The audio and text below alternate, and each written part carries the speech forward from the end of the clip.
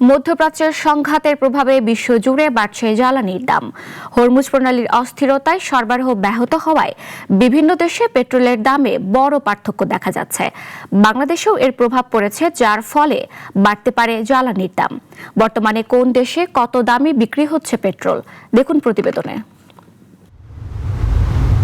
মধ্যপ্রাচ্যে চলমান সংঘাত এখন শুধু আঞ্চলিক নয়, বৈশ্বিক অর্থনীতিতেও বড় প্রভাব ফেলছে। বিশেষ করে জ্বালানি খাতে এর প্রভাব সবচেয়ে বেশি দৃশ্যমান।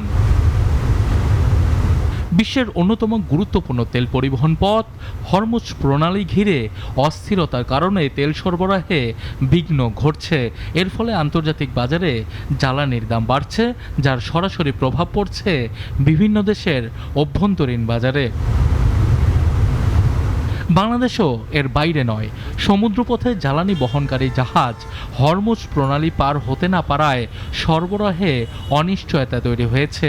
যদিও তেহরান আশ্বাস দিয়েছে বাংলাদেশগামী জাহাজ চলাচলে বাধা দেয়া হবে না, তবুও ইতিমধ্যে কয়েকটি চালান বাতিল হওয়ায় উদ্বেগ তৈরি হয়েছে। সরকারি পর্যায়েও এর প্রভাব স্পষ্ট।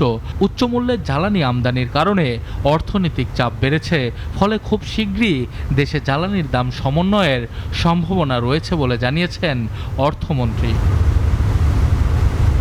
বর্তমানে বাংলাদেশে প্রতি লিটার পেট্রোল বিক্রি হচ্ছে 116 টাকায়, তবে বিশ্বের বিভিন্ন দেশে এই দামে রয়েছে বড় পার্থক্য।